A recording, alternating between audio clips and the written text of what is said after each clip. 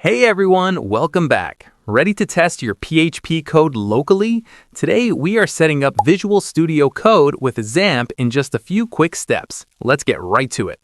First, you need your code editor ready. Open up Visual Studio Code, head to the Extensions tab on the left, and search for PHP. Grab the popular PHP extension by DevSense and hit Install. This makes writing and debugging so much easier. Next, we need our local server. Open your XAMPP control panel, look for the Apache module, and click Start. You absolutely need this running to view your files in a browser. Now, let's set up your project.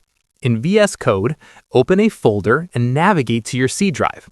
Find the XAMPP folder, open the htdocs folder, and click Select Folder.